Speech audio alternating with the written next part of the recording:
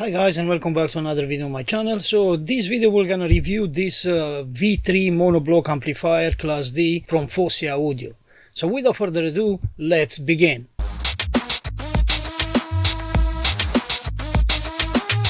So let me start first saying a big thanks to Fosi Audio by sponsoring this video, sending me this amplifier to review. And if you want to know more about Fosi Audio and the product, check the link on the description down below. So Fosi contact me this to have a look to them amplifier if I want to review it, and I say yes, I don't need to be paid and I'm gonna do an honest review. They accepted and they sent me this item here. And on my last week, every evening in a row, I was been listening to this amplifier, and I can say that sound good. I don't heard any noise in the background. The highs are really crisp, has a punchy bass, and definitely is changing a bit the tonality of the sound, changing the speakers, because first I tested with my TDL speakers, which are 8 ohm, and they can go really low in frequency, and the sound was different than the other speakers. Then I switch off to KEF, which are 4 ohm speaker, and with this one you can feel more power, you can feel more punchy bass, and the highs was more nice. And then at the end I also tested with my normal testing rig speakers, which are full range speakers, don't get me wrong, are really sounding nice, are good ones, and I can say that the sound was really smooth. Was not too much bass, because those speakers, they cannot go too much low in frequency, and the highs and mids were really nice. So now let's connect to the oscilloscope to see if really do the power what it says over there on the website, and I will gonna give you a sample of a sound, how it sounds straight away with my testing rig, how I'm connecting in a stereo way with the microphones, not far away from the speakers. Yeah, you're gonna have also your idea what you can expect for this amplifier. So yeah, let me hook up to my oscilloscope, injecting a signal on, and see how it's reacting. I connected 4 ohm load to this amplifier because I have 2 resistors of 8 ohm, 50 watts, so I put them in parallel to make 4 ohms and to make more wattage, like 100 watts. And now let's inject some signal. Actually, first we're gonna do a test without signal to see the carrier frequency of this amplifier, and also what is the voltage of that frequency carrier. So let me just turn on everything here, and I'm gonna turn on the amplifier, and I'm gonna do an auto set to my oscilloscope.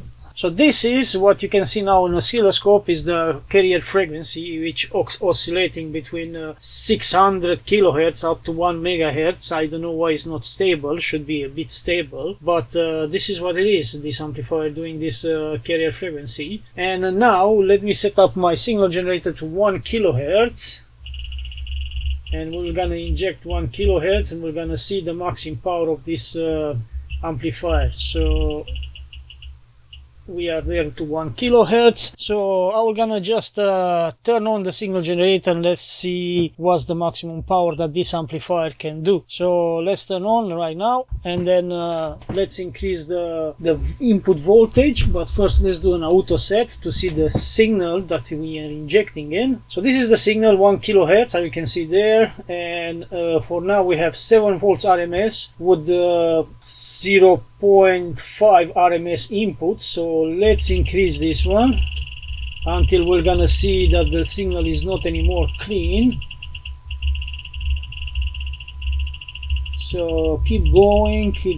Let me give an auto set again, like that we can see the signal on the screen. So we are keep increasing. Let me go over there. So you can see now the signal is not clear anymore here, and in the top is oscillating over there. So let's bring to the clear signal, because we have a total RMS 27 volts RMS output, and we have the input of 1.8 volts RMS. So let's give a quick math. So if I take my calculator and I'm gonna do 27, let me turn it on. So 27 times 27 divide 4 ohms that we have, give us a total of 182 watts power RMS into 4 ohm. There in the website says 240 watts power, but maybe with the lots of distortion, because now we just put it on the maximum power with no distortion at all. We see that we had a clean signal. When it starts oscillating, we back up. So it's not RMS power, definitely that one that it says on the website. Or maybe it's RMS, but doesn't say how many percent of distortion on that RMS. Anyway, clean signal have you seen? And with the no distortion, 182 watts power RMS into 4 ohm. Now let's try to see how it's responding to the frequency. So I'm going to do a frequency response to this amplifier. So here we go. This is the 20 Hz frequency with the 7 volts RMS output. Looks how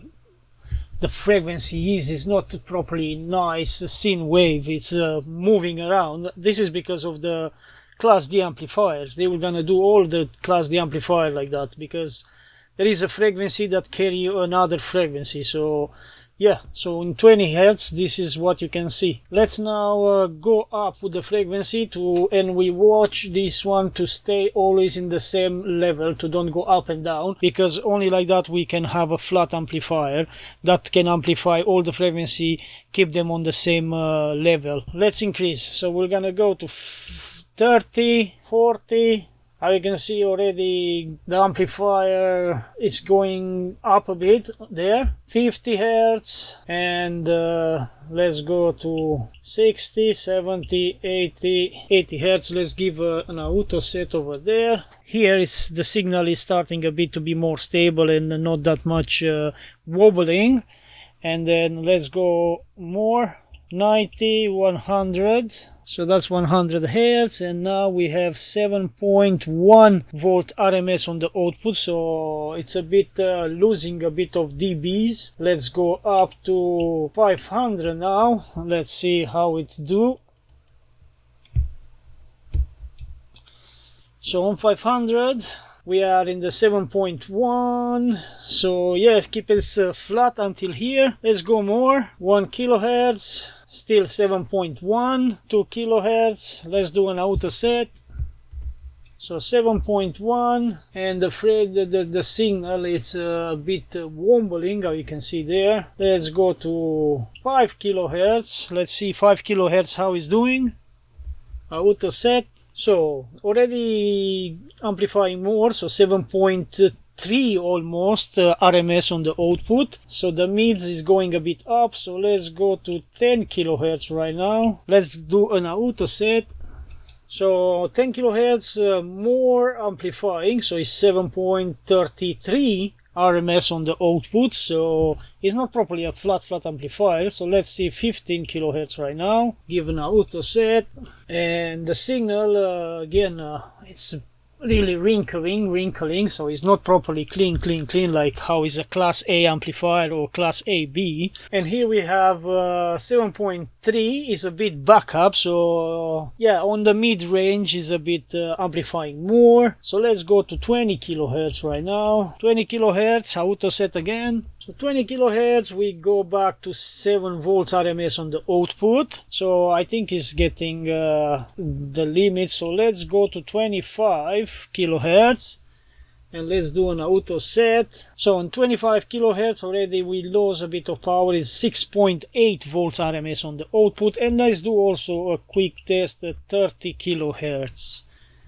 So 30 kilohertz. 30 kilohertz, we have 6.5 volts RMS on the output. So yeah, this amplifier is not properly flat. It's a bit of dBs on the ends, like in the lowest end and in the higher end on amplifying the signal. And yeah, the signal is not properly clean because it's a Class D amplifier. This is the signal that any Class D amplifier we're gonna put up. We'll never see a Class D amplifier that put a signal out like a Class AB or a Class A amplifier, like the signal, you can see that goes straight, not on wrinkling, that oscillating the frequency that carry on the other frequency. So yeah, let me now set up for an audio test, and we're gonna see how it sounds. So how you can see, I have everything set up. In the table here I have the amplifier in stereo version, so you need 2 units for the stereo, because one driving one speaker and the other one driving one speaker.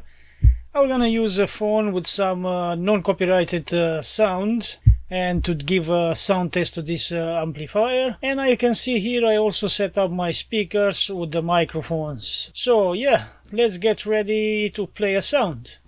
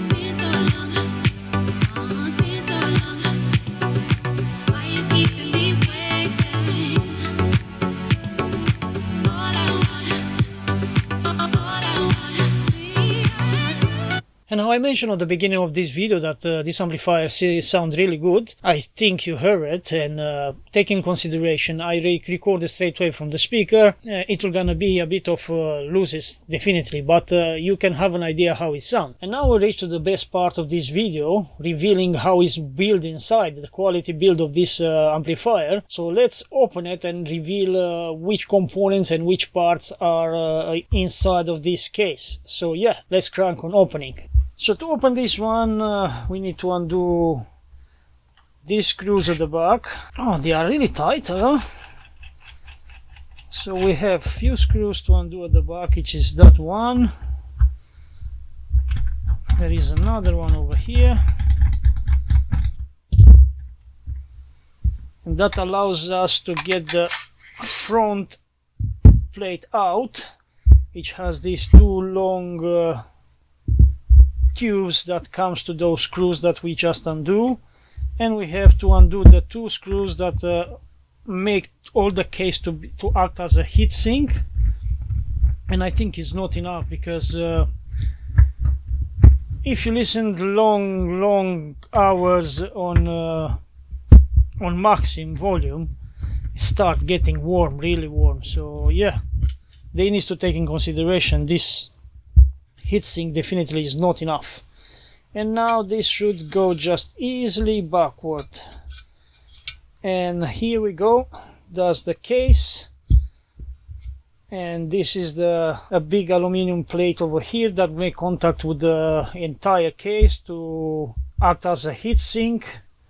And then about the soldering, I see lots of flux over there. It's not properly nice clean, by the way. You can see the board. Let me show you better. So that's how the board looks like. I can see a bit of flux there, flux there, flux there. And yeah, has enough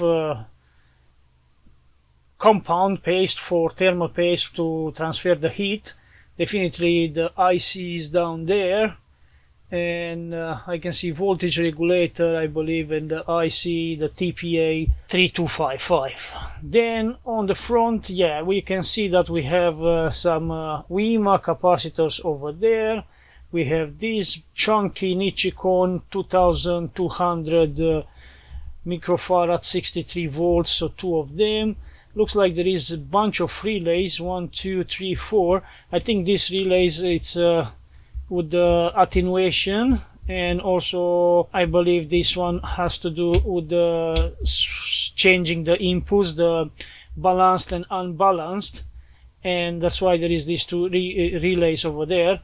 This one I believe is part of the soft start, and then connecting straight away the power to it, because I can see there is two high wattage resistors. So this one definitely has to do with also the thermistor over here to act as a soft start, and then I believe this one has to do with the speaker protection, definitely. And then yeah, the parts look good quality. So as I say, this big Nichicon, WEMA, these gray ones I believe are the TDK or Panasonic capacitors. Then you have these small ones that are ELNA. Yeah, this one I can read ELNA capacitors over there. All these ELNA capacitor. There is a green one there. I believe that is the high frequency. It's for the voltage regulator over there. And then yeah, you have these small switches over here. The op amps are the NE5532P, so the standard audio signal op amps are can be upgraded because are on the socket, so you can take them out and you can definitely add better op amps if you want to improve this one. There is a lot of room to improve it, and overall, yes, the quality of the components are looking good, how they say there. Yeah, so let me put it back and then do a conclusion about this amplifier. So what are my thoughts about this amplifier? So taking into consideration the retail price, small size, compact, and 128 watts RMS power into 8 ohm, it's the best price on the market that you can have. And taking into consideration it's a Class D, the sound, you notice it's nice. You cannot hear that switching frequency of 600 kilohertz. Never you're gonna have heard that one. It will never affect the audition, and definitely it will not sound like a Class A or like a Class AB. For my opinion, I prefer more a Class A or Class AB rather than a Class D for listening. If I want an amplifier just to play all day there to say the news or whatever is going on the radio, yeah, a Class D is good because you're gonna save in energy and everything. But I say, if I want really to have a nice listening, I prefer Class A or Class AB. For those who prefer Class D, definitely I'm gonna recommend this amplifier. Sound good, lots of power, and if you want to know more about this amplifier, check the link on the description down below, and why not? If you like it, you can also purchase through that link. If you enjoyed this video, please give me a like, and hope to see you to the next one. Have a good day, and bye bye.